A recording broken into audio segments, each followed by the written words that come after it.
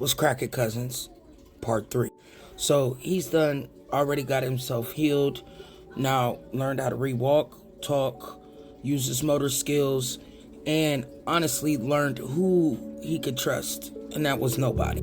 So he went to his wife's house to see his family, realized that she moved on, as she should. She thought he was gone. But there are certain things that, as his wife, she should have made sure was okay and connected before just taking his family's word for it. So as he leaves his wife's and his child's house, realizing home is not there no more, he decided, you know what? I can't be mad at nobody but the people who put me here, and then the people who put the word out for my family to think that I was no longer alive. So on some John Wick thoughts, he was ready. So what he did is he decided to stay quiet. Told the wife to not mention nothing to nobody. Well, ex-wife, not to mention to nobody. But of course, some females can't hold water, and that's okay. Because who she didn't hold water to, they needed to know that, hey, he's alive. So, as his family is calling in to say, oh, bro, I would have never done that had I known, giving their excuses instead of, hey, I am so sorry, how can I repay you? Instead, they just decided they was going to build a wedge even bigger between him and his child, him and his livelihood, and also him and those people that put him there. But I'm jumping a little ahead, so let me go back. So he started a plan with how he was going to take down each one of them, when he was going to do it, and how he was going to present it. He didn't want to do no jail time behind it, but he wanted them to suffer as much as he did. So guess what? That's what exactly he did. So for the one that he drove over with, and for the one that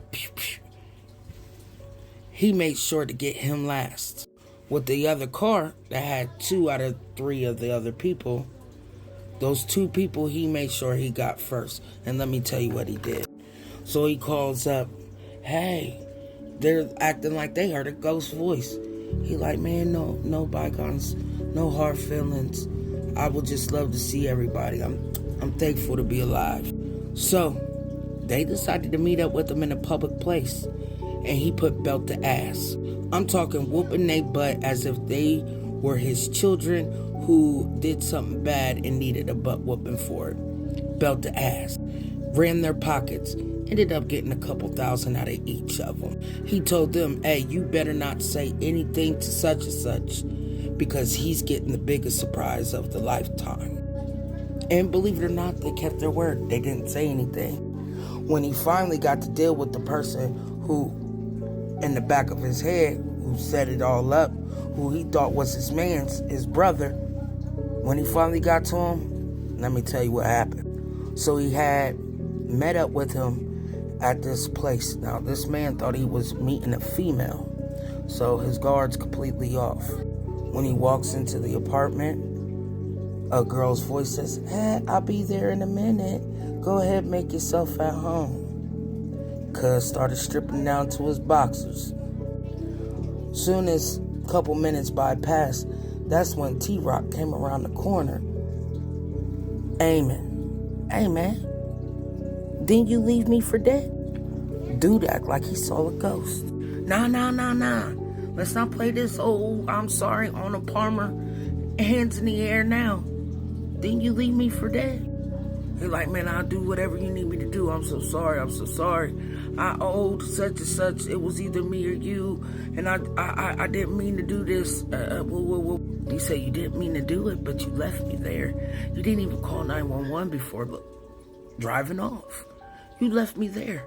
And not only this whole time, you thought I was gone. You've been living off of my money. How's that landscaping business that you got going on? He said, this is what I'm going to do. For your life, you're going to sign over everything for this landscaping business, and you're going to sign it over now. No worries. I got a notary on the way right now. Oh, you remember that girl you loved? Guess what? I just dicked her down. Don't be surprised. Your oldest might even be mine too, honey. So, hey, I guess we just gonna be even, let bygones be bygones. But I won't let bygones be bygones until you sign over these paperwork. And guess what?